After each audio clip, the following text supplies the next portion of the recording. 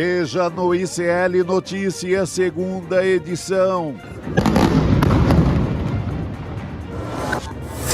Tudo ou nada pela anistia. Em meio a julgamento do núcleo crucial do golpe, bolsonaristas tentam de qualquer maneira votar projeto que garanta impunidade. Mais um chilique. Eduardo Bolsonaro reclama de ala do PL que defende proposta de anistia sem Jair.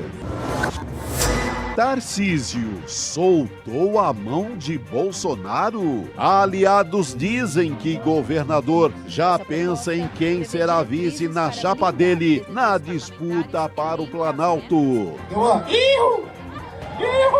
O ICL Notícias, segunda edição, está no ar.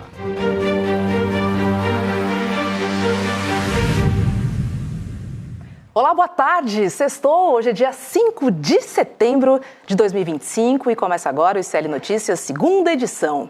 Aqui comigo, Chico Sá, hoje fazendo jornada dupla, Chico. Pois é, rapaz, é igual o meu uísque, né? Tem que ser tudo duplo. Muito bom. Boa tarde, por aí. Boa tarde, Robertinha. Boa tarde, Chico. Boa tarde a toda a nossa audiência nesta sexta-feira, um pouco triste pela perda do grande Silvio Tendler. Pois é. Um dos maiores cineastas da história desse país. Que grande artista, né? Ele fez coisas muito históricas, como Django, JK, Josué de Castro, etc. Mas tem uma curiosidade, ele fez também O Mundo Mágico dos Trapalhões. É a maior bilheteria de um documentário no Brasil até hoje. Quase 2 milhões de espectadores. Olha que legal. Tempo que a massa ia para o cinema da rua. Pois é, os nossos sentimentos, então, à família e aos amigos, né, de Silvio Tendler. Bom, hoje a gente fala sobre a nova proposta de anistia que os bolsonaristas tentam viabilizar às vésperas do julgamento do Núcleo 1, que acontece na semana que vem.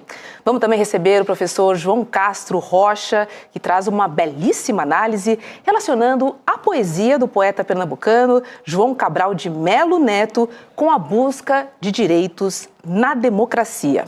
E, por fim, Cris Serra fala sobre o chilique, né, de Eduardo Bolsonaro contra uma ala do PL que quer tocar a anistia sem contemplar o seu pai, Jair Bolsonaro. Dudu não gostou nada. Esses são os destaques de hoje. Lembrando que toda a nossa programação é transmitida pelo canal A Voz Trabalhadora no YouTube, na Web Rádio São João e também na Rádio Cultural. Bom, meninos, vamos nessa, porque em meio ao julgamento do Núcleo 1 da trama golpista, o Centrão e a extrema-direita foram para o tudo ou nada na tentativa de votar a anistia. Enquanto o presidente da Câmara, o Hugo Mota, ele declara que ainda não há uma definição sobre o assunto, o presidente do Senado, Davi Alcolumbre, fala numa versão light. Olha o light aparecendo de novo aqui, hein? Versão light da anistia, que não inclui Jair Bolsonaro. Ao ICL, o líder do PL na Câmara, o Sóstenes Cavalcante, ele já antecipou que o partido vai votar contra essa anistia light. É claro, mais uma apuração da Juliana Lopes, da CNN Brasil, indica que parte do PL já considera rifar Jair Bolsonaro e articular uma anistia sem o ex-presidente. Chico Sá, vamos ver se você concorda comigo. Ninguém quer mais aguentar essa batata quente que é Jair Bolsonaro. Para mim é sobre isso. Roberta, você falou tudo. É isso aí, tá todo mundo querendo se livrar. O Tarcísio ainda fingiu com esse teatro de que não vamos salvar o Bolsonaro, vamos com a anistia, mas na verdade é tudo pela candidatura dele mesmo. O Dudu, a gente sabe quem é, né? Esse traidor da pátria, mas ele tem razão de estar um pouco revoltado com o Tarcísio. Os caras querem passar a perna. O cara já foi pro buraco, vai ser condenado, está longe fora da eleição e já tem substituto. A turma do dinheiro já nomeou outra figura, é o governador de São Paulo, e não tem outro jeito. Eles vão chorar, espezinhar, mas não tem jeito. Política é feita de alianças, né? De, enfim, propostas, recuos. Mas com a família Bolsonaro isso não acontece, Juliana. É muito difícil você ter amigos políticos com alguém que te trai em defesa de uma família, que trai um país, que trai a economia de um país, que envolve empresários, que financiam os políticos, principalmente o PL. É por aí, né? A família Bolsonaro, Roberta, passou de todos os limites e nem a elite econômica do país está disposta a levar esse saco de pedras muito mais tempo nas costas, né? De ontem para hoje, o que se diz em Brasília é que deram alguns recados para o senhor Hugo Mota, para o Arthur Lira, para a turma que está operando essa barbaridade, esse escárnio que é a discussão da anistia na Câmara dos Deputados. Enquanto o Brasil todo deveria estar de olho no julgamento dos generais, do ex-presidente Bolsonaro, estamos todos de olho na Câmara dos Deputados. É um absurdo como até nessas condições eles conseguem sequestrar a agenda do país e determinar aquilo que se debate, aquilo que se discute na sociedade. Seja como for, parece que o recado foi dado.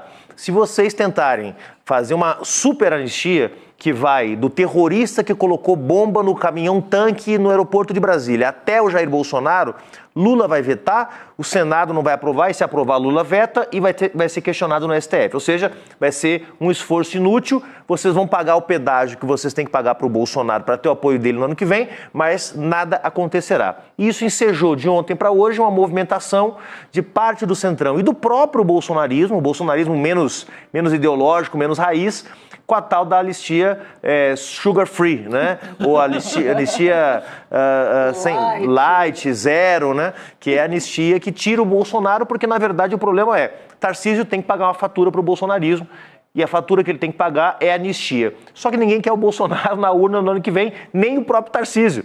Então, como é que ele viabiliza o apoio do Bolsonaro tirando ele de eleição? O sonho do Tarcísio, Bolsonaro inelegível, mas solto para poder ir para o palanque. Isso o STF não topa. E a saída que eles estão tramando é a anistia dos chamados bagrinhos, né? Os supostos terroristas de baixo escalão, a turma que fez o quebra-quebra no 8 de janeiro. O fato é que a Câmara dos Deputados perdeu completamente a vergonha de dizer que quer, de fato, anistiar Jair Bolsonaro. Né, Chico?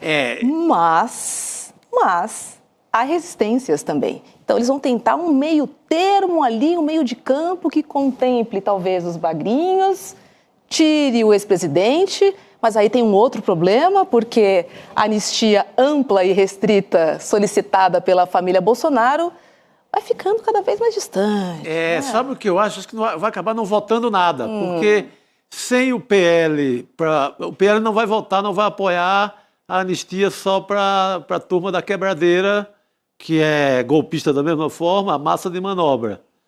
Então, o PL não vai nessa. A outra turma não topa a que pode dar anistia, inclusive para o PCC.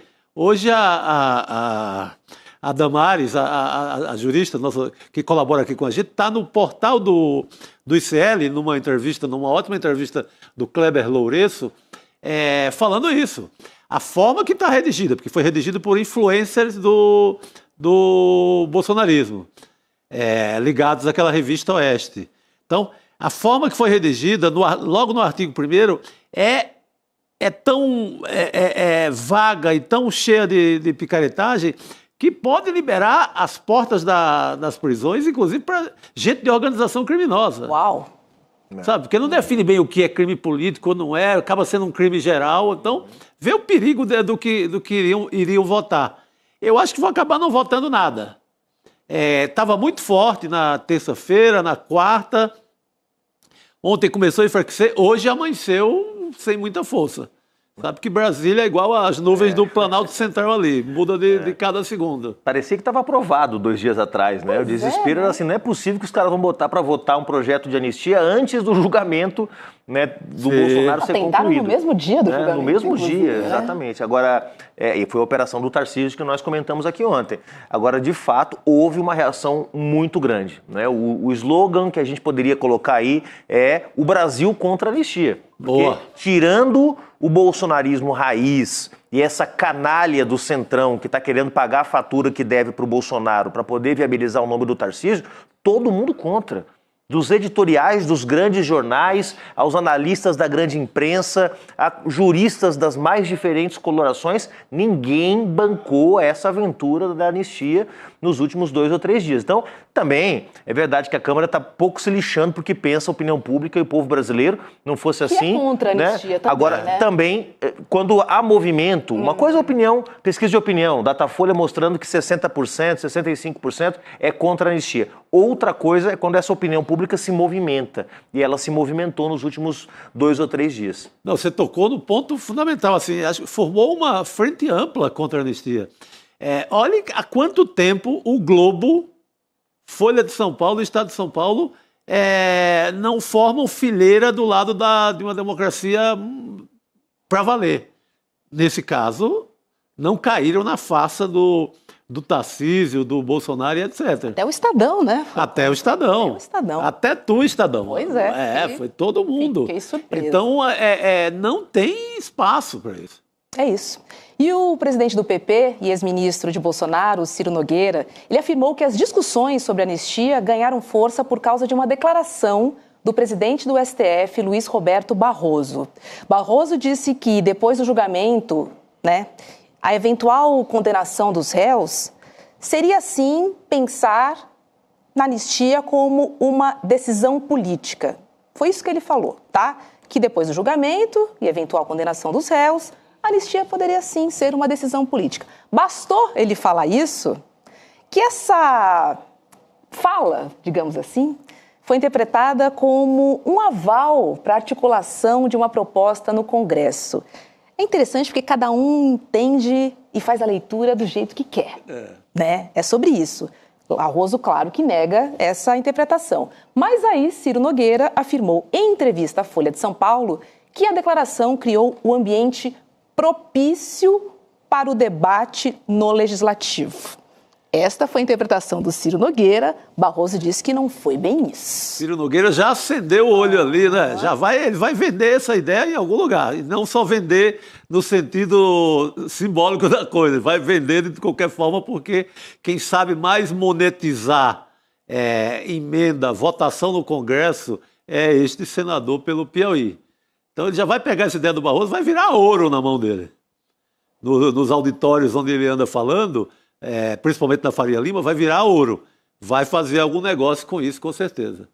O Ciro Nogueira, ele é a principal expressão dessa nova fase do Centrão que a gente está vivendo no Brasil desde a ascensão do Arthur Lira, né? Que é um Centrão super empoderado pelo sequestro do orçamento público via emendas secretas, no acordo que o Ciro Nogueira e o Arthur Lira costuraram com o Bolsonaro, quando ele era presidente, para ficar com 1/4 do orçamento do país, de investimento do país, está na mão dos deputados. Quase 50 milhões de reais, tirando as emendas de comissão, estão na mão dos deputados hoje para definirem a seu bel prazer para onde vai. E quem montou essa engenharia, quem montou essa estrutura é o Ciro Nogueira, é o Arthur Lira, né, com o aval do Bolsonaro, que era um estúpido que não sabia o que fazer com o orçamento, então delegou parte da execução orçamentária para o Centrão, e essa turma não se conformou com a vitória do presidente Lula, que desde o início falou que o orçamento secreto era um escárnio, era um absurdo, era uma barbaridade, que tirava do Estado a capacidade de investir, né. Depois a briga foi parar no Supremo Tribunal Federal, com o ministro Flávio Dino, indicação do Lula, enfrentando essa gente. Então, o Ciro Nogueira é a expressão máxima de uma turma que não aceita perder poder. Perderam poder no governo Lula, embora mantenham bastante poder ainda, né?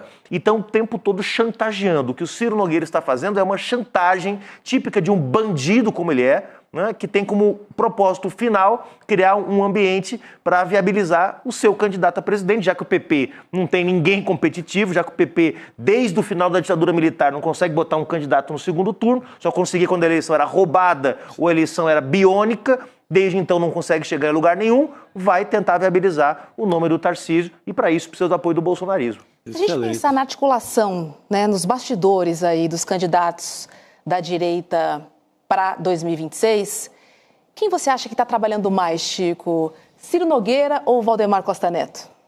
Acho que as duas turmas aí, só que o Ciro Nogueira, ele vai ficar, ele pode ir com o Tarcísio, ele vai com qualquer um. Com quem interessa. Ele vai onde tiver uma vantagem, São principalmente diferentes, uma vantagem diferente. O Valdemar já está muito sequestrado pelo bolsonarismo. Ele vai ter que ficar na mão da família. Se a família fica revoltada com o Tarcísio e resolve correr ali com uma candidatura familiar, ali com o DNA das milícias, nossa, aí vai o próprio Eduardo, a Michele, ele vai ser obrigado a ir com essa turma. Tem também o Zema já voltou a ficar calado depois das besteiras que falou. Mas tem também o Ratinho Júnior, que seria um candidato ali meio laranja, ali da direita, para... A direita vai ter que ter candidato para ter uma bancada. Eles não podem não ter candidato. Então tem a possibilidade de um Ratinho Júnior correndo por fora, aí pelo PSD do Kassab, que não está interessado em nada disso. Pelo Kassab, eu acho que vai com o Lula, seria o cenário mais favorável a ele. Eleição do Lula, eleição do Tarcísio aqui, ele fica em todos os governos possíveis. E no segundo turno apoia quem tiver melhor. Exatamente, que é o universo dele. Se confirma o cenário Tarcísio, que está animadíssimo para ser candidato nos últimos dias, né, porque parece que encontrou uma saída para o dilema dele, que era unificar a direita tradicional com o bolsonarismo. Ele está se movimentando nesse sentido. Se nós temos uma eleição Tarcísio e Lula, o mais provável é que nós tenhamos um segundo turno Tarcísio e Lula. Né? E para o Kassab, para esse centrão mais fisiológico, bom, todo centrão é fisiológico, é quase uma redundância, né? Mas para o Kassab e para o PSD, seria conveniente ter um candidato no primeiro turno, para que onde o PSD é mais próximo do PT, como é o caso do Nordeste, alguns estados do Norte e do Nordeste, estivesse no palanque do presidente Lula, Sul, Sudeste, Centro-Oeste, palanque do Tarcísio, e no primeiro turno, na verdade, candidato laranja, como disse o Chico, o Ratinho Júnior, naquela expressão famosa da cristianização, né? Cristiano Machado, candidato fake do PTB em 1950, não, 50 foi 46 foi o Dutra, né? Que era um candidato que, na verdade, não teve apoio sequer do próprio partido, né? Então isso pode acontecer com o Ratinho Júnior, né? Quer dizer, ser um candidato fake. A direita fez isso nas duas últimas eleições. Teve, na polarização, Haddad e Bolsonaro em 18, teve uma candidatura que era do Alckmin, na prática, né? Naquela grande coalizão que ia do PP, PSDB, DEM, e na eleição passada com a Simone Tebet. Né? Foi a candidata, digamos, que tentava furar essa polarização. Talvez tentem isso novamente agora. Alguma chance de algum Bolsonaro vir como vice na chapa de alguém? Olha, na chapa do Tarcísio, fica difícil, porque você pega Tarcísio, coloca um Bolsonaro da própria família, não acrescenta na chapa, né? Para aliança é interessante alguém do Nordeste, alguém um pouco mais menos radical, mais ao centro, alguém do próprio centrão. Se bota da família, não acrescenta nada na parada. Mas eles não vão querer estar de fora. E o grande perigo, imagina se os caras tentam se passa essa tal da anistia, esse arrastão da impunidade aí, que deixaria o Bolsonaro, inclusive, elegível. Acaba com o sonho da direita e da turma do dinheiro de ter um Tarcísio candidato, que o Bolsonaro não iria abrir mão e teria que ser o candidato. Aliás, seria um paraíso para o Lula, né? Ter alguém com o sobrenome Bolsonaro candidato. Esse seria o cenário ideal para o Lula.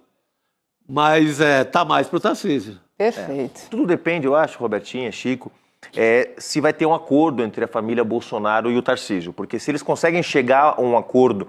O acordo hoje passa por esse debate da anistia, né, que não vai passar, não vai ter anistia para o Bolsonaro.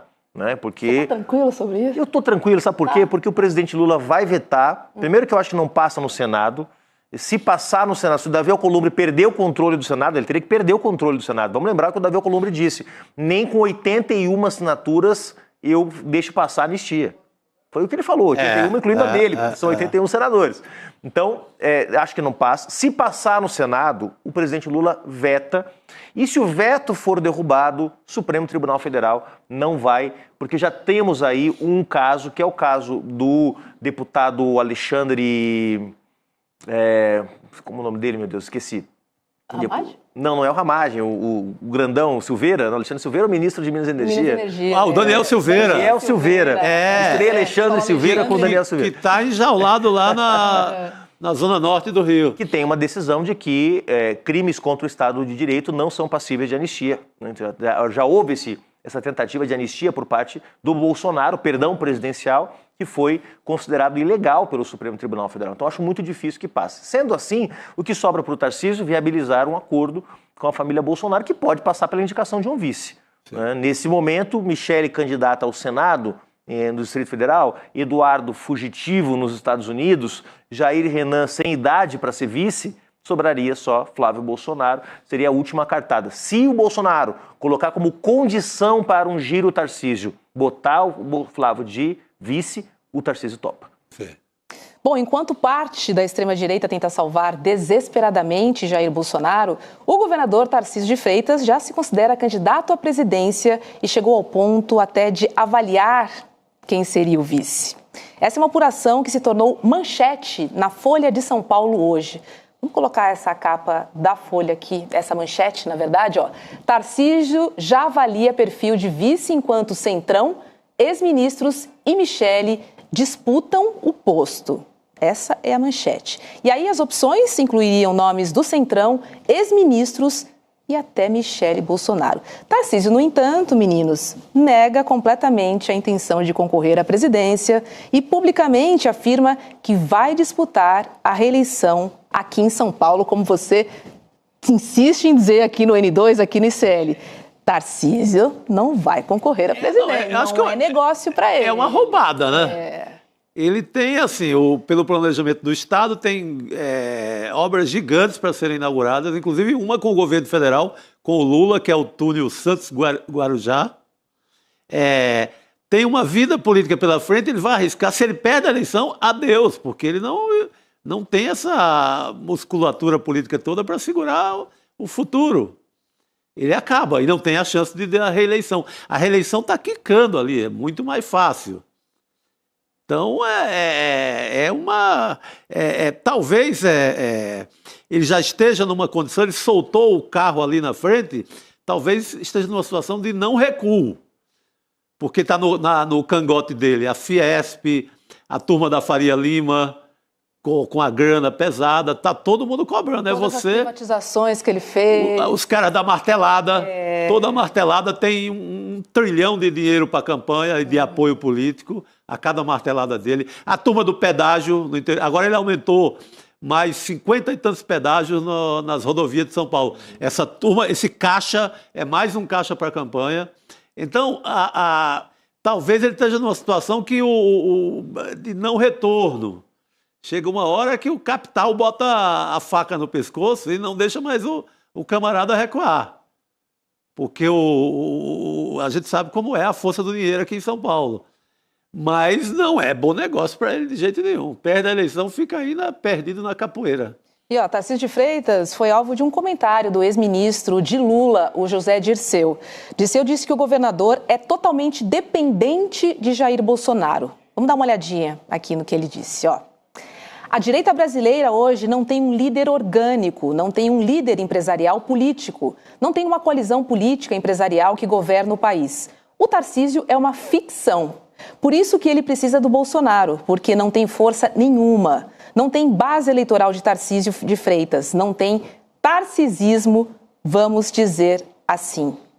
Concorda, João? Concordo. A gente tem mencionado isso aqui, né? Por isso que o Tarcísio depende tanto do bolsonarismo, porque é o ponto de arranque dele. O ponto de arranque não são os eleitores de São Paulo, porque ele não leva consigo o eleitorado de São Paulo para uma campanha nacional, que é um eleitorado muito importante. Nós temos aqui um percentual enorme de votantes, né, nas eleições presidenciais. Nós temos 100 milhões de votantes no país, 20 milhões tem em São Paulo. Sim. Então é 1/5 do eleitorado do país está aqui.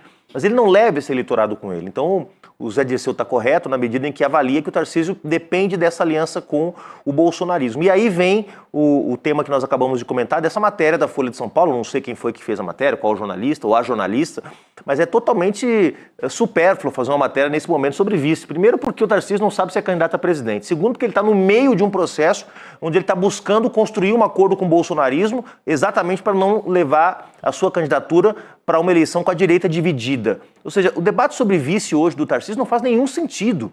Não só porque não está garantido que ele será candidato a presidente, pelas razões que o Zé Dirceu apontou, tanto quanto porque ele está, nesse momento, tentando viabilizar as condições para ser candidato. Então, claro que o vice é parte das condições que ele está buscando reunir para viabilizar sua candidatura. Ou seja, o nome do vice será parte da solução caso ele decida ser candidato, né? Mas hoje isso está muito longe de um desfecho, de uma solução. Então, aquele tipo de matéria que parece encomendada, vamos dizer assim, né, para gerar um desvio de atenção, né? A questão fundamental é: Tarcísio conseguirá viabilizar um acordo com Eduardo e Jair ou não? Esse é o tema. E eles cobraram o Tarcísio, porque os ataques do Eduardo Bolsonaro nas redes sociais não ficou ali, porque o Tarcísio esteve com o Bolsonaro na prisão domiciliar, na casa do Bolsonaro em Brasília, e certamente foi cobrado. Vem cá, meu irmão, você não vai se mexer, não, para garantir a nossa anistia? Como é que é a nossa parceria? Eu te fiz governador e você não usa isso para me liberar da cadeia? Se eu for preso, eu não vou te apoiar, não. Então, o Tarcísio está pagando uma fatura nesse momento. Dívida, né? Está pagando uma fatura. Tá pagando. E isso, o Zé Dirceu, que é um excelente analista, também consegue ler corretamente, né? Ele sozinho não é ninguém, ele depende dessa aliança, por isso está fazendo tudo, inclusive essa chicana judicial, político-judicial, que é operar a favor da anistia em meio ao julgamento do Bolsonaro. Ele já falou também em indulto, né, o ex-presidente Sim, Bolsonaro. sim. Assim. O Tarcísio falou que era o primeiro ato, seria o indulto. Exatamente. Que, no caso, voltamos ao fortão lá, o Daniel Silveira. Daniel Silveira, eu sempre chamo de Alexandre Silveira. O Supremo não aceitou. Era o Bolsonaro indultando o Daniel Silveira. Volta para o Supremo, opa, aqui não. Então não é uma garantia também para o Bolsonaro, mas o Tarcísio prometeu. O Tarcísio tem que prometer tudo. E Bolsonaro presidente, né? Vamos lembrar que o indulto, perdão presidencial ao Daniel Silveira foi feito pelo então presidente da República, Jair Bolsonaro, que teve seu ato anulado pelo Supremo. Então não é uma promessa meio falsa. Mas o Tarcísio deve demais. Ele deve... Imagina quando o Tarcísio de Freitas seria governador de algum estado do Brasil. Nunca. Se não fosse a força eleitoral da extrema-direita do Bolsonaro. O Bolsonaro deu a vitória ao João Dória na reta final ali. Foi quem garantiu, avalizou a vitória do João Dória com aquela camiseta Bolsodória, que hoje deve estar limpando o chão por aí, né? Chão de banheiro em alguma residência de São Paulo. Porque a história engoliu aquela camiseta bonitinho, né? E se o Tarcísio pisa fora da história ali do roteiro, ele pode ir pelo mesmo ralo. Pode virar também dissolver, derreter, igual o João Dória. Agora, olha só, a vida do governador Tarcísio de Freitas não está tão boa aqui em São Paulo, porque ele não está conseguindo exatamente tudo o que quer. É que ele indicou o ex-ministro de Bolsonaro, Wagner Rosário, para uma vaga no Tribunal de Contas do Estado. Mas a indicação virou dor de cabeça porque enfrenta resistência na Lespe por parte do PT e também do PSOL. Os dois partidos lembram que Rosário participou de uma reunião com Bolsonaro para instruir os ministros a desacreditarem as urnas eletrônicas. Ih, rapaz, um golpista no Tribunal de Contas. Ele queria. Pegaram pegaram pelo rabo, né? Já estava quase... Eu achei que tinha sido, inclusive, aprovado, mas não. Pra você perceber como que as coisas têm seu preço, né? Abandonou o estado de São Paulo, passou a última semana como advogado do Bolsonaro em Brasília, conspirando contra a democracia, conspirando contra o STF, começa a perder votação na Lespe, né? Porque não é tão simples assim. Tem que lembrar sempre o seguinte, pessoal, São Paulo, para você que não é de São Paulo, foi governado 28 anos pelo mesmo grupo político. É muito tempo, são 3 décadas. Esse grupo perdeu fôlego, perdeu espaço, e não deixou de existir completamente, ele passou por uma metamorfose, digamos assim, saiu o tucanato conservador, entrou essa nova extrema-direita 2.0 representada pelo Tarcísio. Mas é um grupo cuja hegemonia política em São Paulo ainda está em consolidação.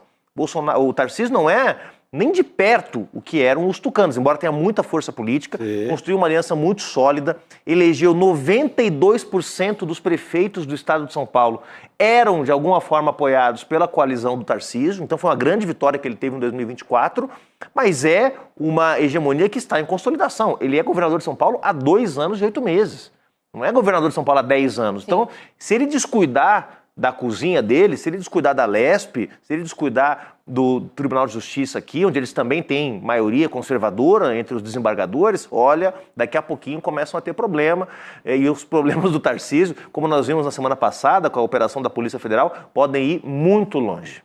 Vamos falar um pouquinho do União Brasil, porque parece que o partido vai desembarcar mesmo do governo Lula, justamente de olho na anistia. Mas o ministro Celso Sabino, do Turismo, está fazendo o que pode para continuar na legenda e no governo ao mesmo tempo. Ele vai tentar essa tarefa dupla aqui. É que ele busca ficar no cargo para ter mais forças para se candidatar ao Senado, isso no ano que vem. Sabino, que é do Pará, está de olho num ganho eleitoral com a COP30, que vai acontecer em Belém, em novembro. Então, assim, são interesses partidários, interesses pessoais, assim, em jogo. Essa articulação política tem muitas camadas, gente. Muito enrolada. Não, e essa turma aí do União Brasil, do PP, que está no governo, cara, não deram nada pro Lula. Deram alguns escândalos, que é a única coisa que eles sabem promover dentro do governo. Nada. Não estou falando propriamente do Sabino, mas os fufucas da vida e tal. Cara, nada, zero. O governo, a gente pensa só nos ministros. O governo tem muita gente do Arthur Lira, na Caixa Econômica Federal, ali na boca do cofre, a Codevasf, que é outro órgão importante do Nordeste, ali coalhado de bolsonarista. Bancos públicos. Bancos Bampará, públicos. por exemplo, está na mão do MDB, do Helder Barbalho. Exatamente. E na hora rola uma votação importante, tudo votando com o PL, votando pela destruição da economia. Cara, não sei qual é talvez a crença do Lula seja que possa haver dissidência desse tipo e que muita gente bandeia ali para o lado do governo na eleição. Porque até agora essa turma só deu escândalo. É isso. Pois é. Juliano Medeiros, 6 horas e 2 minutos. 6 horas e 2 minutos. Eu vou agora. cestar, mas não sem antes avisar nossa audiência de São Paulo, principalmente. Domingo, 9 horas da manhã, Praça da República. Opa. Os movimentos sociais vão estar lá defendendo a democracia. Vai haver várias manifestações de movimentos sociais como essa pelo país. Então depois você dá uma olhadinha, procura no site do seu movimento social favorito, do partido político, porque é importante que a gente se manifeste. O presidente deu o recado ontem. Não basta que a gente simplesmente fique na rede social. Temos que ficar atentos e mobilizados para defender a democracia. Agora vai ser uma loucura, né? Porque domingo vai ter a esquerda e a direita usando blusa verde e amarela nas ruas. Assim.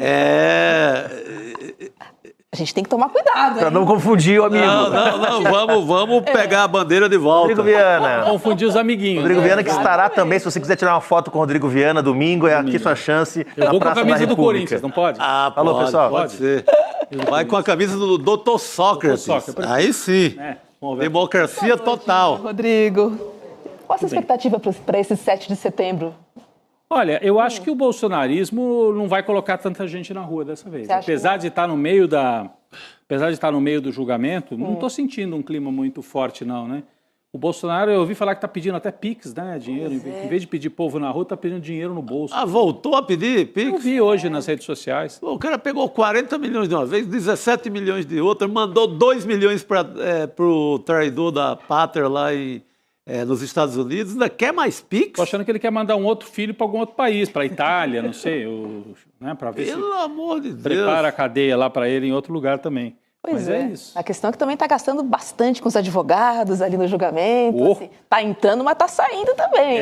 Imagina, Celso Vilardi ali, não deve ter sido barato. Aliás, tem um vídeo do Celso Vilardi, advogado do Bolsonaro, que eu acho que a melhor coisa da internet hoje é esse vídeo. Eu vi num post do Conrado Uber, né, o advogado. Uma fala antiga do Vilardi? O Vilardi, não é muito antigo não, viu? É antes dele ser contratado como advogado. Que fala é essa? Ele fala, não, o golpe está na cara, foi um golpe, tem general dizendo que houve golpe, o golpe está caracterizado, foi crime. Aí corta o próprio Vilardi contratado, não, veja bem, não tem a digital do Bolsonaro, não foi golpe, o general não existe, e por aí vai, Alice no País das Maravilhas e vamos embora. Então, esse vídeo é um primor.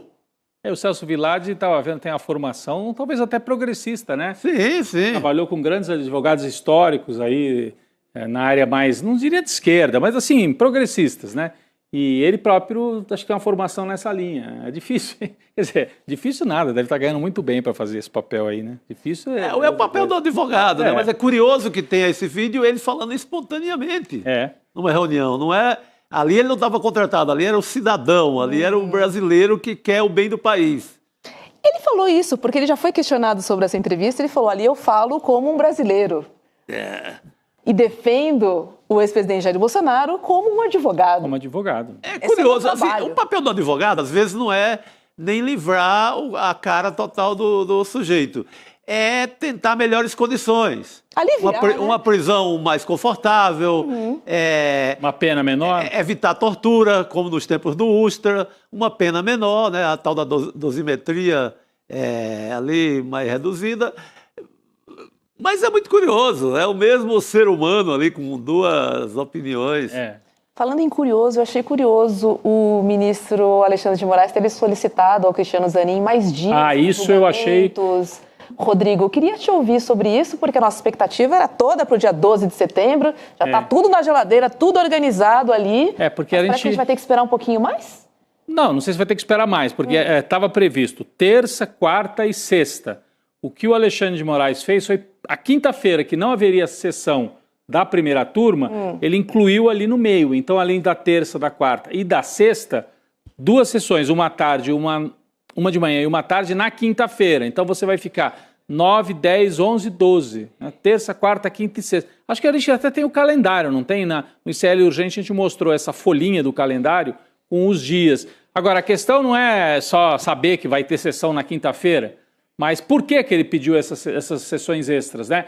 Provavelmente o Alexandre de Moraes já deve ter ouvido outros ministros dizerem: vai haver debate, nós vamos querer questionar alguns pontos. Olha o calendário aqui na tela, você que está só nos ouvindo, se puder olhar agora para a tela, veja aí, é a folhinha, né, a gente dizia antigamente, de setembro de 25. Dias 2 e 3 já foram, terça e quarta dessa semana. Semana que vem, dia 9, terça-feira, de manhã é o voto do Xandão, que dizem que vai durar de 3 a 4 horas. Então, das 9 ao meio-dia, 1h da tarde, o voto do Alexandre de Moraes, relator.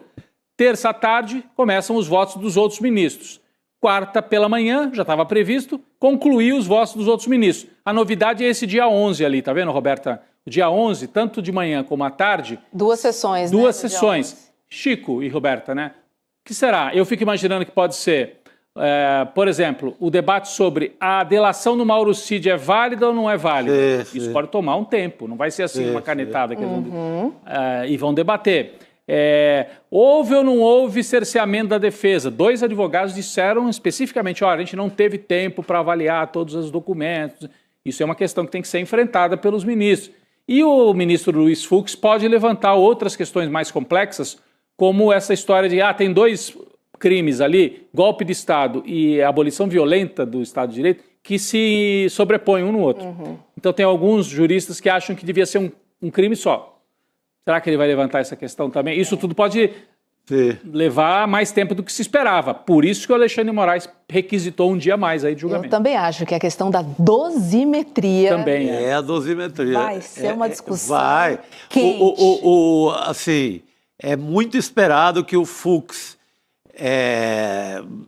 que não deve pedir vista, deve ser 5-0 o placar, mas que ele vá sempre na pena menor, sempre amaciando, que é um papel que o Fux faz desde o começo do governo Bolsonaro. Ele, por algum momento, ele sonhou com um bolsonarismo mais cordial, um bolsonarismo moderado. Light. Ele sonhou com isso, só que não foi possível.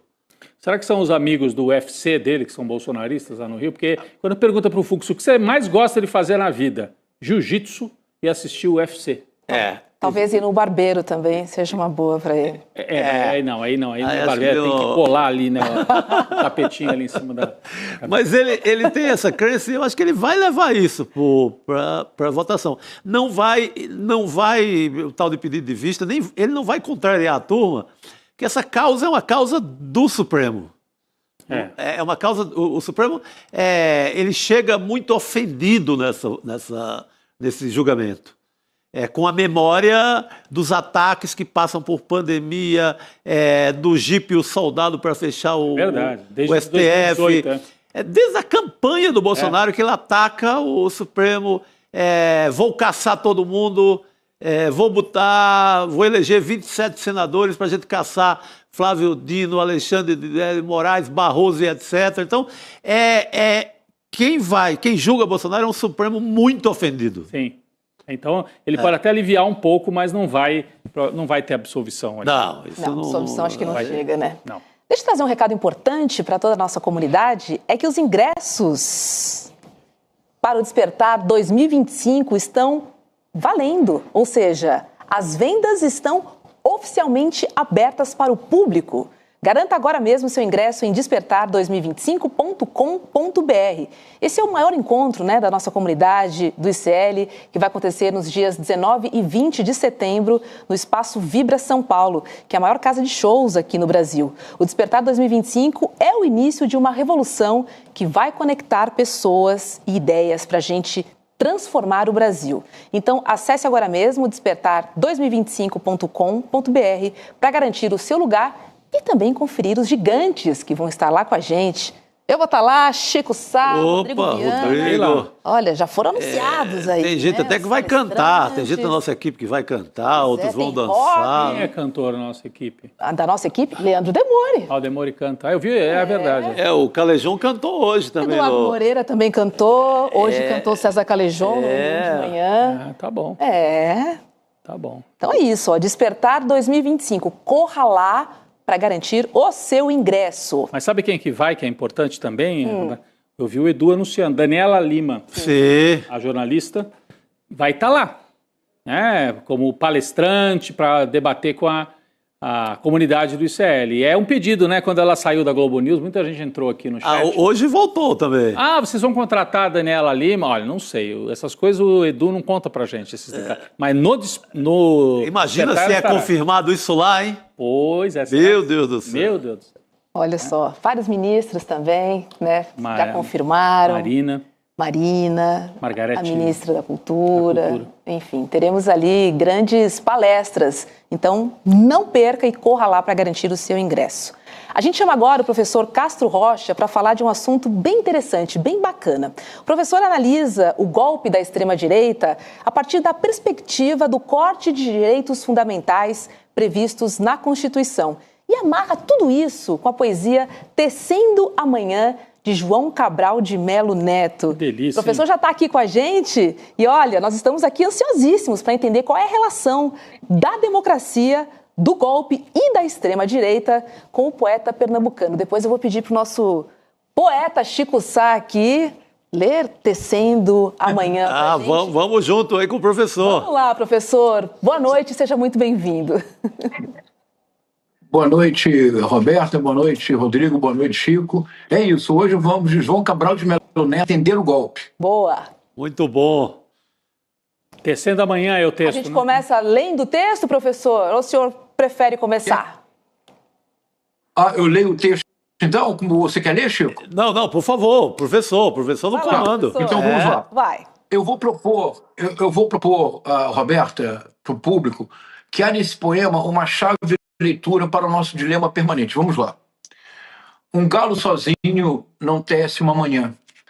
Ele precisará sempre de outros galos, de um que apanhe esse grito que ele e o lance a outro, de um outro galo que apanhe o grito que um galo antes e o lance a outro, e de outros que com muitos outros galos se cruzem os fios de sol de seus gritos de galo, para que amanhã, desde uma teia tênue, se vá tecendo entre todos os galos, e se encorpando em tela entre todos, se erguendo tenda onde entrem todos, se entretendendo para todos, no todo, amanhã que plana, livre de armação, amanhã, todo de um tecido tão aéreo que tecido se eleva por si, luz.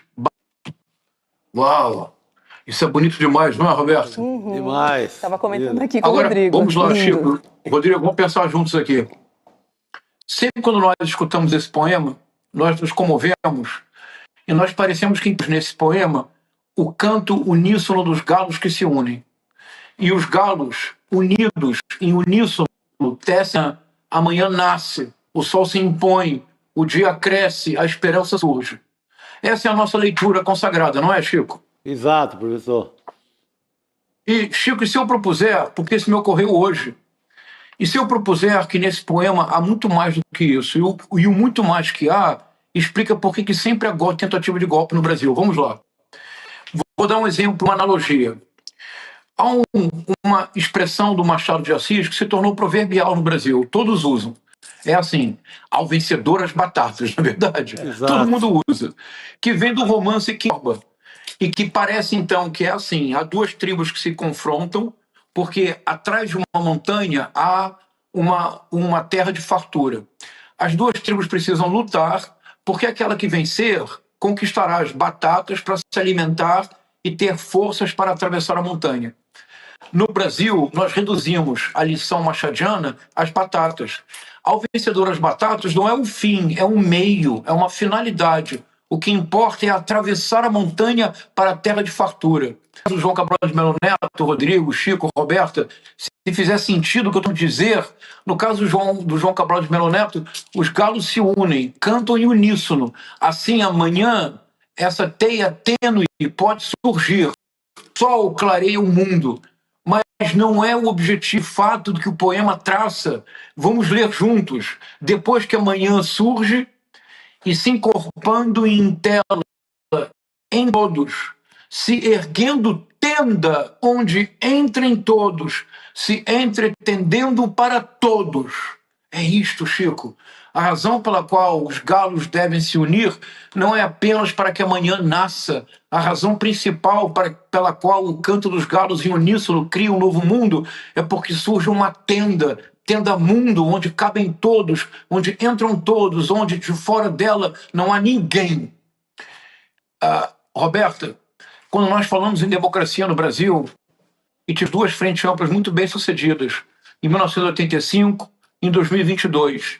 Em ambos os casos, nós lutamos pela democracia, que eu chamaria do canto uníssono, ou das batatas, democracia fundamental na história tribulada da República Brasileira.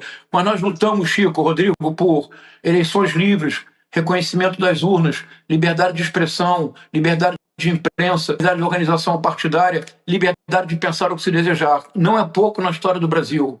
Mas nós estamos esquecendo que as batatas é para atravessar a montanha, onde há terra de fartura para todos. Nós estamos esquecendo que os galos cantam em uníssono, não apenas para que amanhã nasça, mas que esta manhã seja amanhã de um novo dia. Amanhã de um novo dia só será e existirá no Brasil quando se erguer uma tenda onde todos, isto é, nós precisamos começar a lutar pela democracia enquanto acesso a direitos.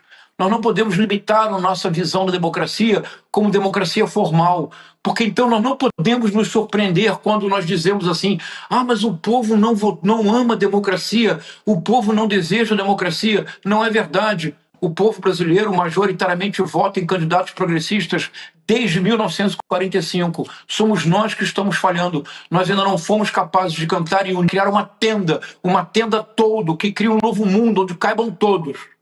Enquanto isso não acontecer, enquanto nós não compreendemos que não são as batatas, nem o canto uníssono, é a montanha onde há fartura, é a tenda onde cabem todos, enquanto não compreendemos isso, Chico, Rodrigo, Roberta, enquanto não compreendemos isto, enquanto continuarmos a ler os textos pela metade, sempre o golpe estará na esquina, porque o povo de fato não vai para as ruas lutar por uma democracia formal. Mas se nós tivermos a montanha e a terra da fartura, e se nós tivermos uma tenda onde cabem todos, Rodrigo, eu tenho absoluta certeza, amanhã nós estamos para lutar por um governo que lute por ele. Muito bom, professor. É um texto bonito e complexo ao mesmo tempo, né? Aliás, sempre o João Cabral de Melo Neto é isso, é um poeta, não é um poeta fácil, entre aspas. Pelo menos eu não sou professor, quem é o Castro Rocha, mas como leitor eu estou falando, né? Sim. Então, não é? Mas, no entanto, é um dos que eu mais gosto, justamente porque você tem que ler, aí você relê, aí você lê de novo, fala, peraí, o que ele está dizendo? E aí ele é muito concentrado, né? Uma coisa concentrada, assim. E o professor extraiu aqui dessa concentração coisas que eu não tinha nem percebido, Chico. Fora talvez o Morte e Vida Severina, que é um poema mais popular, verdade. Dicção popular, né, um poema assim que pede uma oralidade e que remete muito à cultura do Nordeste e tal. Fora o Morte e Vida Severina, realmente você tem que fazer como professor, pensar um ou outro que case diretamente com uma mensagem política, com uma história política. No geral, a obra é muita obra do engenheiro, né? Uma obra cerebral, de metalinguagem, etc. Mas para isso temos o professor João César para ir buscar ali o João Cabral certo para essa data. Um dia que tá essa baboseira aí de falar de anistia, etc., o professor nos traz esse alento. Não, e também essa ideia, né, Roberta, de democracia, quer dizer, para cruzar a montanha, né? Assim, você ter a batata, não é para comer a batata e acabar e continuar comendo a batata pro resto da vida. Ao vencedor, aí já saímos do João Cabral e vamos para o Machado de Assis. A batata como você ter força, a democracia é para nutrir a gente, para quê? Para quê? Para continuar sempre no mesmo lugar? Não, para tentar melhorar a sociedade. E eu acho que de 88 para cá, aos trancos e barrancos, como dizia o Darcy Ribeiro, o Brasil melhorou um pouco. Melhorou. A gente conquistou algumas coisas, né? Vai melhorar ainda mais com o julgamento, né? Tomara que melhore ainda mais. Aberta, há tanto tempo. Nossa! Roberta, a ferida do julgamento, começa, eu até anotei aqui, 1889, primeiro golpe, proclamação da República, 1904, o levante golpista, 1922, 24, 1930, 64, 2022, 2023. Quantos são? Fora as tentativas contra o Juscelino. Não, eu estou colocando aqui só o que tem patente militar na parada, já que vão ser julgados agora. Quantos dão? Fora o... Quantos dão? E tem 37, 1, 2, 3, 4, 5, 6, 7, 8. 8. Golpe do Estado Novo. E tem em 1937 o golpe do Estado Novo. Exato. Eu peguei uma lista do professor Carlos Fico, porque o Carlos Fico ele resolveu pegar só o que tem, os que eu posso dizer sem pensar duas vezes, que tem um DNA dos militares, que os militares estavam enfiados até o cap no golpe. Aí ele separa esses, mas vocês têm razão. Não, teve o Castro Rocha. Não, eu ia só falar que houve duas tentativas contra o Juscelino, uma antes da posse, tanto que o Marechal Lott teve que garantir a posse do Juscelino, ele ganhou a eleição, e aí a UDN dizia não vai assumir. Mas, de fato, era um golpe que era militar e era também da UDN. Veio o Lott para... tem outros agentes no meio. Tem outros agentes. A gente está falando de mais de 10 golpes. Mais de 10. Com certeza. 10, Em 61, quando o Jango devia tomar posse, e os militares falaram, não toma posse. E aí o Brizola foi lá para o Sul e falou, toma posse. Estava lá. Toma posse sim, e ficou aquele impasse. Mas então é uma sequência impressionante. É fundamental defender a democracia, mas a gente vai tecendo a democracia para conquistar outras coisas, né? É isso, porque é muito difícil defender a democracia se eternamente, por exemplo agora, concretamente, houve o tarifaço do Trump. O governo do presidente Lula, o governo da Frente Ampla, de maneira muito correta e estável, destinou 30 bilhões de reais para os produtores que foram prejudicados. Nenhum de nós critica. Mas não será em nenhuma circunstância aceitável que para cobrir esses 30 bilhões haja qualquer corte, ou na Bolsa Família, ou qualquer corte na saúde e na educação. Nós também jamais teremos uma democracia sólida se a Faria Lima continuar realizando uma eterna luta de classes sem uma reação do nosso campo. Um governo, para que realmente tenha uma democracia sólida, precisa abraçar o fim da escala 6x1, precisa forçar o Congresso a votar a isenção do imposto de renda, precisa ter uma série de atitudes concretas que mostrem para o povo que democracia faz diferença no seu cotidiano. Às vezes, Rodrigo, a democracia formal não diferença no cotidiano do povo brasileiro. Esse me parece que é o principal fermento dos golpes. Muito bom, excelente. Tá certo. Professor João César de Castro Rocha, muito obrigada, viu? Foi uma delícia a gente fazer essa reflexão poética. Que bom. Com a dureza, né, que a gente está vivendo nesse momento e a dureza que a gente carrega pela falta de resolução Verdade. Sim, Isso é muito importante. Posso fazer uma última perguntinha para o... Claro. Ou está muita Não, pessoa? pode ir lá. Eu ia perguntar porque o Castro Rocha gosta de acompanhar a extrema-direita em loco.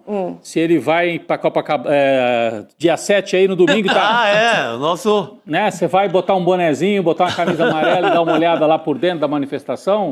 Duvido, eu acho que Rodrigo, vai.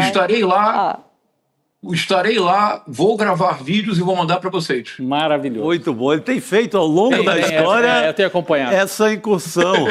Vai ser em Copacabana, professor, aí no Rio? Geralmente Em Copacabana. Que horas? Pra gente Pertinho da avisar a minha casa, comunidade acredite. também. Que horas, o senhor sabe? Diga para a comunidade lá Não, me essa é a proteger. manifestação da direita. Ele vai infiltrado na direita. Da direita. Opa, comunidade, esquece. Esquece. Não, ele vai acompanhado da direita. E no Rio, onde vai ser a da esquerda? O senhor sabe? Não sei. Eu acho que é no centro da cidade. A geografia da esquerda é mais Cinelândia, mais o centro. Também, né? Importante. Isso, vai ser por ali. Mais no mundo da Brizolândia. Professor, vai disfarçar. isso. Vai de camisa verde e amarela? Olha, vou tentar usar algum disfarce, vou pensar num bom disfarce. Usa a camisa do Mirassol. Sensação do Campeonato Brasileiro. Que é amarela. Tá bom, vou com o Ibis, que é uma mensagem metafórica. Boa, meu cara. Abraço, certo. pessoal. Bom fim de semana. Bom trabalho. Até mais, querido. Obrigada. Deixa eu trazer uma novidade na tela do ICL. Olha que bacana. Hoje estreia o Cine Liberta, o novo programa semanal da nossa grade. A partir de hoje, todas as sextas, às 7 da noite, você tem um encontro marcado com o melhor do cinema. É só comprar pipoca, tá? O cineasta e curador Duda Leite escolhe um dos filmes do acervo exclusivo do ICL, né, para uma exibição única aqui no nosso canal, seguida de uma conversa bacana, cheia de reflexões com convidados especiais. E aí, para nossa estreia, o filme escolhido foi A Guerra Oculta, um documentário que revela o papel da mídia nos principais conflitos armados da modernidade, da Primeira Guerra Mundial até as guerras mais recentes do Afeganistão e também do Iraque. E para deixar essa estreia ainda mais especial, o convidado da noite vai ser o professor e jornalista José Arbex. Opa, bom demais, hein? Bom demais. Muito bom, né? Olha, o Arbex é tão bom quanto o filme. Pode apostar. E a risada dele, se ele sempre puder rir, então, maravilhoso. É isso, então não perca Cine Liberta toda sexta-feira às 7 horas da noite no canal do ICL, no YouTube, toda sexta-feira, hein? É só comprar pipoca que você já tem um programaço aqui na nossa programação. Programaço na nossa programação. Bom, é sexta-feira. É aliteração. Né? A literação, a figura é essa. Não é? Pra lembrar uma poesia, né? Uma licença poética. Tenda, toldo, programação, tá tudo bem. É tudo a literação. Tá tudo aí, ó. Deixa eu chamar agora a Cris Serra para falar mais sobre o Chilique, protagonizado pelo deputado Eduardo Bolsonaro nas redes sociais. É que Eduardo postou um ataque direcionado ao movimento que tenta articular um pedido de anistia no Congresso, dizendo que estão tentando tirar o pai dele da proposta para depois chantageá-lo, Cris.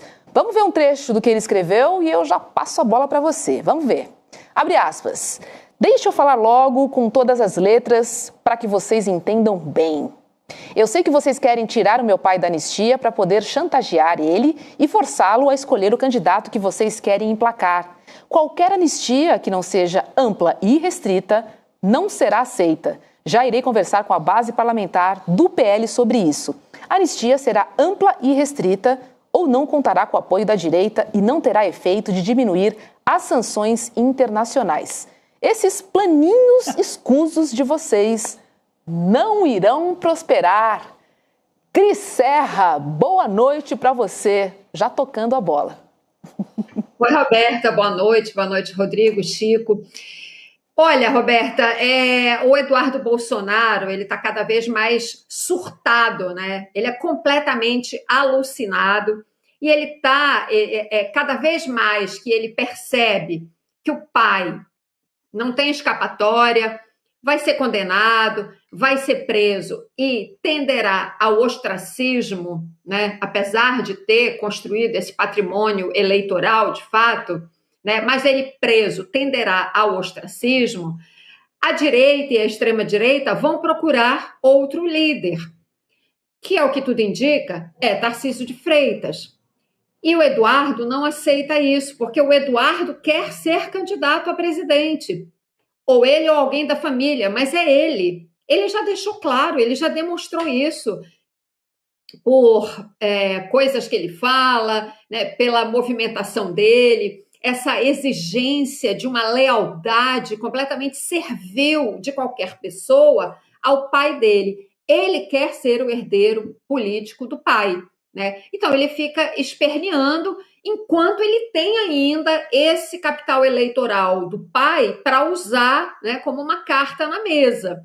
Mas isso que ele está falando agora aí, isso está direcionado claramente para o Tarcísio e para os esforços de tentar passar uma anistia no Congresso, né, que, de uma certa forma, talvez, na verdade, são várias propostas de anistia circulando, né, vários formatos, digamos assim, e a gente não sabe, a gente está, assim, analisando aqui em cima de possibilidades, porque não se sabe ainda qual é o projeto de fato que vai ser apresentado, se é que vai ser encaminhado por Hugo Mota, por Alcolumbre. Está um quadro bastante borrado, bastante enevoado, né?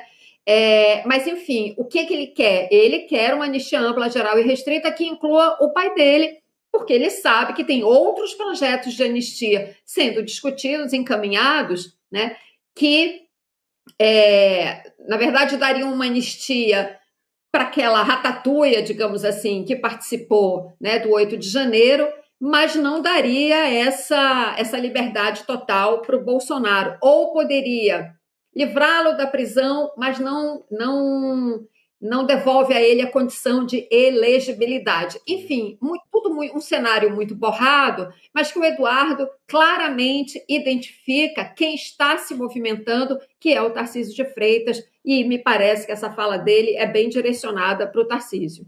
Eu achei curiosa, tudo aí, né? E essa história, os planinhos escusos, né? Parece quase que um menino escrevendo no colégio, assim, né? Esses planinhos não vão nos enganar e tal, né? E ele diz assim, vou conversar com a base parlamentar do PL sobre isso. Qualquer anistia que não seja ampla e restrita não será aceita. Não será aceita. Tá se achando, né? Mas o ampla e restrita é isso que a Cris acabou de dizer. Para o Eduardo, ampla e restrita tem que incluir, acabar com a inelegibilidade. Não adianta dar anistia para ele não ir preso e não deixar concorrer à presidência. Porque o truque do Tarcísio e do Centrão a gente segura a onda, você não vai preso, Jair, e aí você passa os seus votos para nós. Isso está na cara, né? Sim. Eduardo está dizendo, não, vocês não vão fazer isso pela metade, tem que ser ampla e restrita, tem que deixar ele elegível de novo. Aí vale, se não tem conversa, né? Então é nesse ponto que nós estamos, né? Uma briga interessante. Total, perguntando, o que mais ele quer? Ele quer tudo. Tudo para papai, tudo para família. Lembra o Lula, né? Ajuda meu pai. Livra meu pai da cadeia. E não só livra meu pai da cadeia, deixa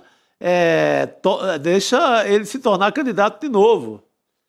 Não é? Que seria um péssimo serviço para qualquer... Seria bom só para a candidatura Lula. Teria um adversário mais frontal com o bolsonarismo, facilitaria a vida do Lula, num certo sentido. Mais do que no Tarcísio, que uniria mais ao centro, uniria mais a turma do antilulismo mesmo para valer e tal, e do dinheiro, né? A turma do dinheiro... Uma parte da turma do dinheiro, não foi com o Bolsonaro em 22. Sim. Né? O agronegócio em boa parte foi, o mercado financeiro em boa parte foi, mas teve uma parte que não foi, que ficou desconfiada, né? Que está representada no governo pela Simone Tebet, pelo Geraldo Alckmin, né? Então... Mas seria rasgar a Constituição, né? Sim. Seria demolir o Supremo Tribunal Federal. Não vai valer nada do que essa gente aqui passou anos...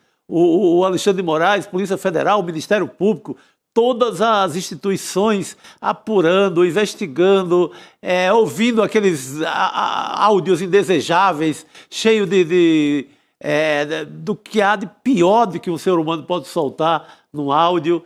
Não vai valer nada. Vamos rasgar tudo isso, né, Cris? Agora, Chico, também tem uma coisa, né? O Eduardo Bolsonaro, ele se sente fortalecido para dizer isso tudo, né? porque, de fato, as articulações dele com a extrema-direita norte-americana produziram resultados. Exato. A gente só fala disso já tem um tempo, né? As tarifas, as sanções ao Alexandre de Moraes, a suspensão de visto, a lei Magnitsky, etc, etc, etc. Então, de fato, ele mostrou uma capacidade de articulação nos Estados Unidos que nos surpreendeu, eu acredito. A gente já falou até sobre isso aqui. Então, se é para ter algum herdeiro do Bolsonaro, em primeiro lugar, ele quer, sim, garantir a volta da elegibilidade do pai. Agora, se não conseguir, se é para ter um herdeiro, este herdeiro sou eu, não será o Tarcísio. Isso ele deixa bem claro, e ele fala isso com toda essa arrogância, porque ele tem, digamos assim, resultados a apresentar, né? Isso. Então, é por isso que ele está, assim, cada vez mais ousado, digamos assim, né? Que eu costumo ousado dizer que ele barra desesperado, né? Tipo isso. Ele fala umas coisas assim, né? Às vezes ele, que nem o Rodrigo estava falando dos planinhos escusos, às vezes ele tem uns momentos de Carluxo também, né? Verdade. Não, assim, é forte, assim. Mas, por outro lado, a leitura política, né? Se a gente olha essa frase de novo, para além do lado pitoresco, né? Significa que, ao contrário do que querem fazer acreditar alguns editoriais e algumas manchetes por aí, o jogo não está jogado. Né? Porque quase que estão criando assim, a candidatura Tarcísio já é fato consumado, acabou. Gente, falta combinar. A família Bolsonaro está percebendo muito bem qual é o jogo. O jogo nós vamos fazer de conta que perdoamos o teu pai, que nós estamos fazendo todo o esforço, você passa os votos para o Tarcísio e depois o Tarcísio vê o que dá para fazer. Exato. É um certo teatro aí. E o Eduardo Bolsonaro não confia, porque ele sabe que o Tarcísio, depois que estiver sentado na cadeira, se chegasse a sentar na cadeira, será que vai conseguir? Primeiro, eu não sei se vai conseguir, porque o Supremo vai barrar uma anistia. E segundo, será que ele vai se empenhar tanto assim? Ele vai querer fazer um governo, não ficar tumultuando o coreto. Então, eles não confiam. Então, é um jogo ainda desarrumado. Essa mensagem de hoje mostra que o jogo ainda está desarrumado, apesar do que muitas vezes a gente sente lendo o noticiário, Roberto. Pois é. Ô, Cris, eu vou trazer aqui uma entrevista dada pelo ex-ministro José Dirceu ao Portal UOL, porque eu queria muito te ouvir. Porque ele menciona o deputado federal Eduardo Bolsonaro, que a gente está comentando aqui, ó. Abre aspas no que disse José Dirceu ao UOL. Ele não tem apenas que perder o mandato, tem que perder a nacionalidade, porque ele está a serviço de um governo estrangeiro. É só ele e a nossa Constituição. Isso é proibido. Queria te ouvir sobre essa fala do José Dirceu, Cris, por favor. Porque é isso, né? O Eduardo é o traidor desse país, né? Ele articula o tempo todo, conspira o tempo todo contra o Brasil e fala isso com todas as letras, né? Que está se lixando para o país que se dane desde que ele consiga livrar a cara do pai. Olha, a perda do mandato, para mim, é claríssima. Se a gente tivesse um Congresso em condições normais de temperatura e pressão, um presidente da Câmara que fosse sério, o processo para cassação do mandato do Eduardo Bolsonaro já estaria encaminhado, né? Já deveria estar encaminhado. Sobre isso eu não tenho a menor dúvida. Agora, o Dirceu vai mais longe. Ele fala que ele teria que perder a nacionalidade. Aí eu já não sei, tem que ver de fato quais são as condições, enfim, em que situações isso é possível, né? Ele fala da Constituição. Eu confesso que não sei se a Constituição estabelece os critérios ou parâmetros para isso. Agora, que se trata de um traidor da pátria, eu não tenho a menor dúvida, a menor. Por isso, me parece, pela frase do Dirceu, que esse é o sentido do que o Dirceu falou, e, aliás, eu concordo inteiramente com o que disse o Dirceu. Fazendo a ressalva, obviamente, eu não sou advogada, não sou constitucionalista, e não sei, de fato, o que a lei ou a Constituição estabelecem para a perda de nacionalidade, que, de fato, é uma coisa muito grave.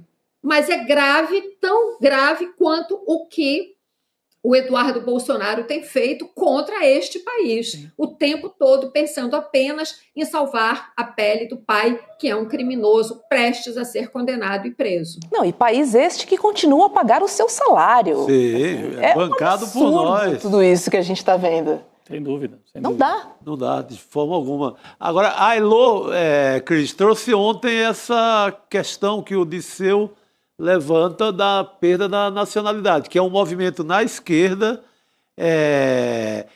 Não recordo agora o lastro jurídico para isso, mas tem. E é um movimento de que não basta só perder o mandato. Se ele está renegando a pátria no sentido de lutando por outra, ele está lutando pela Casa Branca. Ele está representando outro país. Representando outro país. E é nisso que a Ailô, eu vou tentar recuperar aqui, que a Ailô falou da possibilidade, que é uma pauta da esquerda hoje forte, no Senado principalmente, em relação ao Eduardo Bolsonaro. Que não seria só a perda do mandato. Sim, sim. Não, considero a perda do mandato de fato insuficiente. Eu te diria até, Chico, que, por exemplo, a gente tem casos na história mundial, né, de espionagem, por exemplo, quando alguém é flagrado espionando para um outro país, né, e prejudicando o seu país de origem, né? É meio similar ao que o Eduardo faz, quer dizer, ele faz as claras, ele não está fazendo uma espionagem, mas ele está conspirando contra o seu próprio país, né, em nome do país onde ele está, né, de uma outra potência, de uma potência, aliás, a maior potência militar do mundo.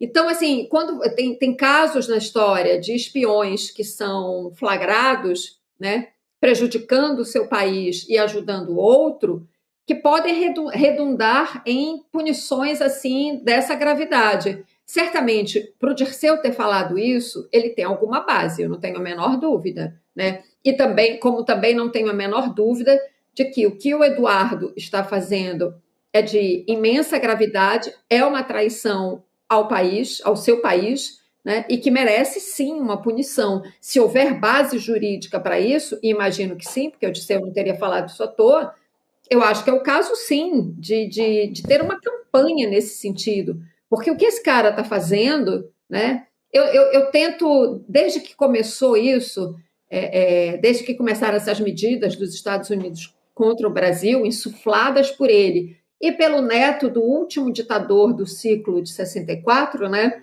Eles fazem essa dupla dinâmica lá, Paulo Figueiredo e Eduardo Bolsonaro. Desde que isso começou, eu fico aqui tentando pensar na história brasileira, quando que aconteceu algo assim? Nunca. Algo dessa gravidade, feita por um deputado federal, né? Alguém que tem um mandato eleito pelo povo e tudo mais. Quando foi que isso aconteceu na história do Brasil? Pelo menos na história recente. Eu não lembro, isso nunca aconteceu, né? Nossa, é um precedente perigosíssimo, né? Assim, se nada for feito, realmente... assim... Porque se é a lei... Estou lembrando agora da lei dos Estados Unidos, que se ele faz a mesma história, se um deputado dos Estados Unidos faz isso, é pena de morte. Pena de morte. Então, olha o tamanho da parada. Deixa eu trazer uma notícia internacional. É que Israel bombardeou hoje um dos prédios mais altos de Gaza em meio a uma ação do exército israelense de invadir o maior centro urbano da cidade.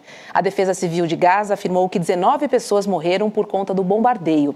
O exército israelense anunciou ontem que já controlava 40% da cidade de Gaza e que o plano de invasão vai se intensificar nos próximos dias. Cris Serra, olha, é uma notícia triste que a gente dá todo santo dia e que não apresenta uma solução nunca. E pelo jeito, não vai surgir, né, Cris? Infelizmente. Assim. A imagem é muito chocante, né? Porque você vê o prédio desmoronando e ao lado, em volta do prédio, só tem tendas, barracas. A gente está vendo as imagens. A cidade está tão devastada que as pessoas, eu acho que era praticamente a última, ou uma das últimas, ainda tem os prédios menores ao lado, uma das últimas construções ainda de pé, as pessoas, e ao redor apenas tendas onde as pessoas tentam sobreviver. Isso aí mostra, essa imagem é tão forte, ela mostra o caráter terrorista do Estado de Israel nessa guerra. Ele quer deixar a terra arrasada, ele está acabando com toda a infraestrutura da cidade de Gaza. Por onde ele passa, aliás, dentro da faixa de Gaza, mas especificamente quando a gente fala da cidade de Gaza, o que sobra, né, é muito pouco, e sempre com aquele mesmo argumento. É refúgio do Hamas, o prédio é um refúgio do Hamas, os hospitais todos que foram bombardeados eram refúgio do Hamas, as escolas, as tendas onde os jornalistas trabalhavam eram refúgio do Hamas. Tudo. Israel acha que pode fazer tudo usando esse argumento. E, de fato, infelizmente, como você falou, Roberta, pode. Porque quem é que segura Israel? Ninguém. Então, assim, eles estão acabando, realmente varrendo do mapa a cidade de Gaza. Depois desse prédio principal, eles devem acabar ali com os próximos e vão sobrar as pessoas nessas tendas, né? Sabe-se lá o destino, o que vai acontecer com essas pessoas. Porque se eles estão derrubando toda a infraestrutura, em algum momento eles vão tomar conta de absolutamente tudo. Tudo, transformar num balneário, né? Tirar os palestinos de lá, os que sobraram, né? Assim. Mas acontece que é muita gente, né? Não é assim que tem 20 mil pessoas, ele tem 2 milhões de palestinos naquela região, é uma das áreas de maior concentração populacional do planeta. Acho que é só Bangladesh e a faixa de Gaza são as áreas mais populosas. Então, como é que você faz? Você vai eliminar, você vai fuzilar? Ou vai para a solução final, como fez Hitler na Europa, na época da Segunda Guerra Mundial? Porque você está, de fato, tornando impossível viver ali. É quase que forçando a saída, né? Tornando um inferno, Tornando um inferno. Eles disseram. Para que eles peçam para sair, né? E aí vão sair para onde? Para o Egito, para a Jordânia? Como, né? É um caso, assim, escandaloso de genocídio, realmente, como foi dito desde o começo pelo presidente do Brasil, e foi refutado aqui por uma parte da comunidade judaica, ficou muito ofendida aqui no Brasil, quando o Lula disse que era um genocídio que estava acontecendo, e a gente vê dia após dia essas imagens, e é um genocídio, a gente tem que repetir o que o Estado de Israel está fazendo com a população palestina. Muito triste, tudo isso que está acontecendo por lá. Aliás, lembrando, como, aliás, a Elo Vilela disse desde o começo dessa guerra, quando ela esteve lá, desde o comecinho dessa guerra, ela falou que o plano de Israel era ocupar a faixa de Gaza, que é isso que a gente está vendo. Porque a Elo teve, foi uma cobertura importantíssima aqui para o ICL, foi para a Cisjordânia e mostrou como se dá a colonização, porque todo o discurso de Israel é uma guerra só de reação, porque nós somos atacados, e houve um ataque, ninguém nega que houve um ataque por parte do Hamas em 2023, né, o começo de 24, agora, 2023. Sim. Mas acontece que a colonização que os israelenses fazem é muito antes desse ataque do Hamas. E na Cisjordânia, que não tem nada a ver com o Hamas. Cisjordânia que nunca foi governada pelo Hamas, né? Então, essa técnica de ir ocupando a terra dos outros não tem nada a ver com o ataque do Hamas de outubro de 2023. É uma técnica, que não é uma técnica, é uma colonização, é o colonialismo de Israel sobre o povo que morava ali quando o Estado de Israel foi implantado. Então a solução dos 2 estados prevista pela ONU, simplesmente Israel está jogando no lixo, rasgando e massacrando a população, ocupando tanto a Cisjordânia e agora vai começar oficialmente a ocupação de Gaza. Pois é. Ô Cris, a gente já comentou aqui, né, que o cineasta Silvio Tendler morreu hoje aos 75 anos por conta de uma infecção generalizada. Ele foi um grande documentarista, sendo autor, inclusive, de mais de 70 filmes e se especializado em contar história política do nosso país. Silvio deixou uma esposa e uma filha. Queria te ouvir sobre essa perda do dia de hoje do cineasta Silvio Tendler. Cris. O Silvio não é uma perda só para o cinema brasileiro, ele é uma perda para o Brasil e uma perda para a humanidade, porque ele tem esse olhar humanitário muito forte no cinema que ele fez. O Silvio é conhecido, se tornou conhecido como cineasta dos sonhos interrompidos, porque ele fala nos filmes dele de personagens, de projetos de Brasil que não se concluíram, né? Os personagens, por exemplo, Jango, que não terminou seu governo, JK, que foi um período curto, Tancredo, que foi eleito, mas não assumiu. Então, ele fala desses projetos de Brasil, né, que em algum momento se perderam, né? Ele fala de momentos em que o Brasil se perdeu na sua trajetória histórica. Mas o Silvio nunca perdeu a utopia, nunca. Ele era guiado, movido e mobilizado pela utopia. Mas, sendo utópico, ele era também um grande realizador. A quantidade de filmes que ele fez, e já mesmo muito doente, até durante a pandemia, tem um filme que o Silvio fez durante a pandemia, que ele fez de casa. Ele tinha uma equipe que que tomou alguns depoimentos, fez algumas entrevistas, mas a maior parte do filme ele fez de casa, fazendo entrevistas remotas, né? Então ele era uma usina de trabalho, de criatividade, né?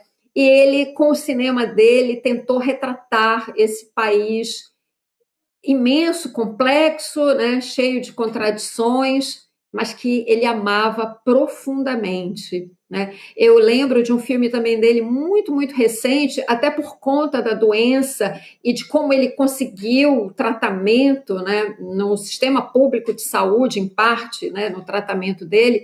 Ele fez um filme sobre o SUS. O filme se chama Saúde Tem Cura, que é um grande documentário sobre o que é o SUS, a história do SUS nesse país.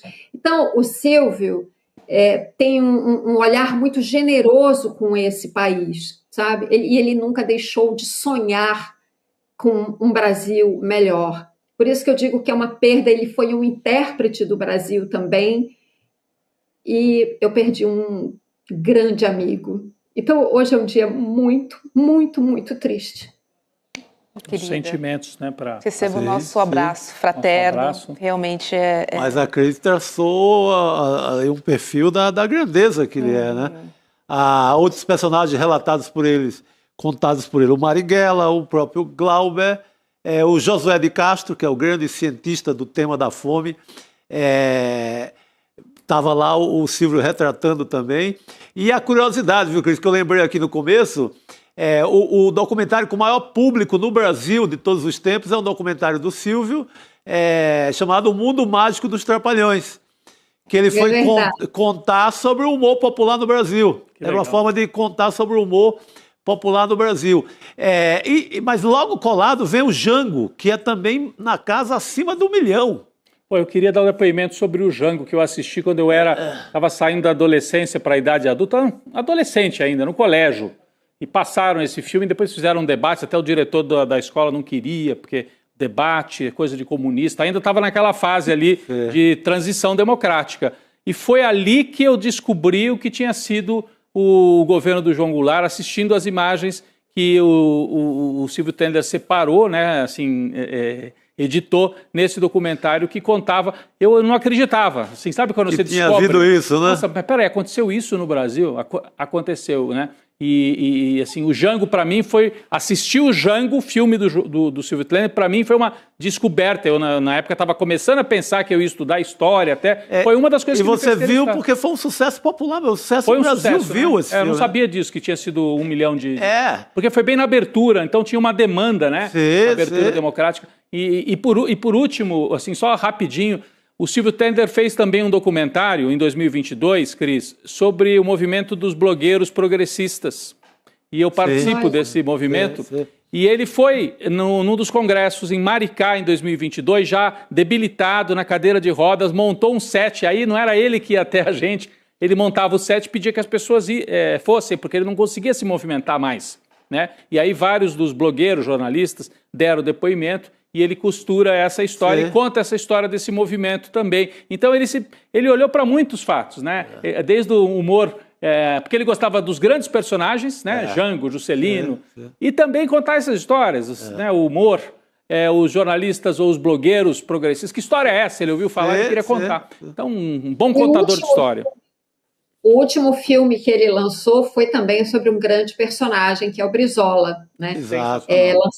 Lançado, acho que no final do ano passado, no começo desse ano. E, Rodrigo, o o Silvio fazia filmes sobre a história do Brasil tão bem documentados, porque ele era historiador. Ah, também era. Ele Historiador, sim. Não sabia. ele estudou história na França, no exílio. Então, ele era um intelectual muito completo, por isso que eu digo que ele era, de fato, um intérprete do Brasil. E uma figura muito simpática. Aí eu dei um depoimento para esse filme, sobre esse documentário sobre os blogueiros, assim, então... E aí a conversa, poder conviver... E para mim, assim, é uma entidade, Silvio Tendler. Claro, e era. Eu fiquei até intimidado de dar uma entrevista para o Silvio Tendler. Ele é muito simples, muito tranquilo. Depois troquei ideia com ele e percebi... Né, assim, porque tem isso, né? De perto, as personalidades são outra coisa. Mas, enfim, tem a tristeza, Cris. Eu entendo, você, além de tudo, era uma amiga, né? Que, acho, enfim, é uma tristeza, mas, poxa, quando vai uma pessoa que fez uma obra tão grande, a gente tem que aplaudir também, né? Deixa uma obra que permanece. Deixa uma bela história. Bela história. Milton Santos, outro retratado Olha pelo... Olha só, coisa impressionante. Grande Milton Santos. O homem de Macaúba, na Bahia. Impressionante a obra do Silvio Tendler. Fica uma obra que conta a história do Brasil. Todos os aplausos, todas as honras e homenagens a Silvio Tendler. Valeu. Meus sentimentos, Cris. Realmente uma grande perda aí para a sétima arte. Um beijo para você e um bom final de semana, viu? Até breve. Bom fim de semana, gente. Boa noite, tchau. querida. Olha, e falando em cinema, hoje é sexta-feira, dia do nosso roteirista Matheus Pichonelli mandar aquela dica marota para o seu fim de semana. E a dica de hoje é o filme Capitalismo do Desastre, que está no catálogo do Instituto Conhecimento Liberta. Diga lá, Matheus.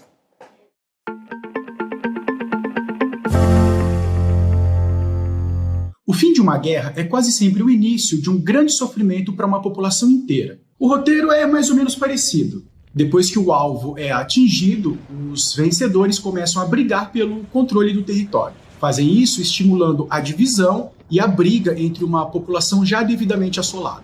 Essa guerra movimenta muito dinheiro. É a engrenagem da indústria bélica e o portão de acesso aos recursos naturais. Uma outra mina de dinheiro são os esforços de reconstrução. E é nessa aba que se localizam os projetos de ajuda humanitária. É quando os salvadores das populações vencedoras entram em cena para ajudar as pessoas que supostamente não têm salvação, nem sabem se governar. O problema é que aí começa um outro tipo de controle. E uma torneira solta por onde jorram supostas boas intenções, mas também muito vício, muita dependência e muita corrupção. Pois tudo isso é investigado a fundo pelo jornalista e escritor Anthony Lowenstein no filme Capitalismo do Desastre. Nesse filme ele visita o Afeganistão, o Haiti e a Papua Nova Guiné. A ideia é mostrar como funciona na prática essa indústria global de ajuda humanitária. Será que ela funciona mesmo? O documentário escancara uma teia complexa de interesses. Esses interesses abrangem nações poderosas, grandes corporações e cooptação de líderes comunitários. É a receita para a tragédia. Esse documentário está na plataforma do Instituto Conhecimento Liberta e serve como um grande alerta para o mundo que se tornou um grande campo minado de conflitos, inclusive aqui do lado, na nossa vizinhança.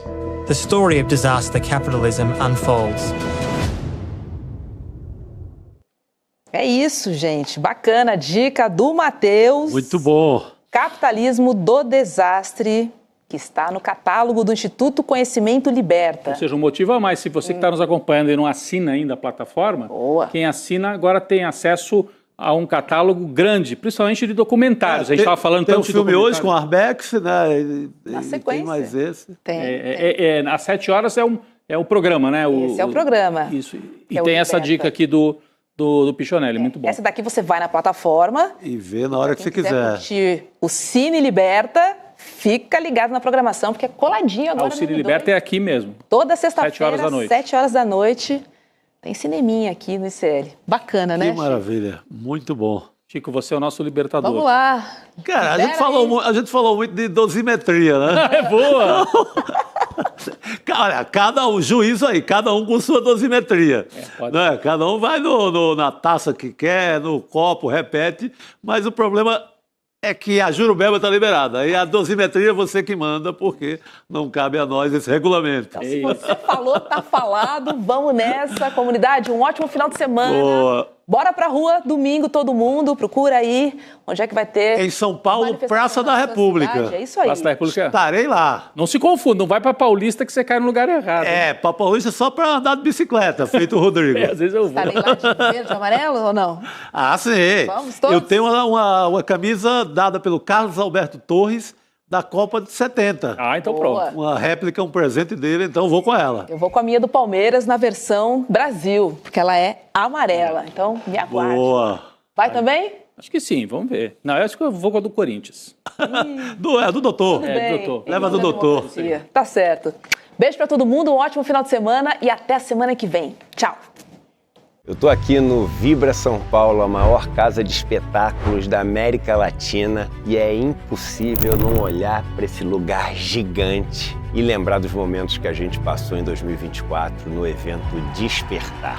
Passaram por aquele palco nomes como Serginho Grosman, Fátima Bernardes, Renato Freitas, Rodrigo Mocotó, Joana Maranhão, Bela Gil e tantos outros. A gente aprendeu, a gente se divertiu, a gente sonhou junto. E esse ano a gente vai fazer um evento ainda maior, ainda mais especial e exatamente pelo momento que o mundo passa, ainda mais necessário. Vão estar naquele palco Margarete Menezes, a ministra Marina Silva falando sobre a questão do meio ambiente, Miguel Nicoleles, um dos maiores cientistas do mundo, falando sobre inteligência artificial, Frei Beto, Leonardo Boff, a ativista Leida Guevara, filha de Che, os professores do Instituto Conhecimento Liberta, conversando sobre todos esses temas, mas também artistas como o Leone e tantos outros que vão fazer novamente esse espaço tremer, mas tremer de alegria. As pessoas vão se abraçar, elas vão se conectar, elas vão passar a fazer negócios juntos, abrir horizontes e a revolução vai dar mais um passo. Dia 19 e 20 de setembro, no Vibra São Paulo, a gente vai fazer história.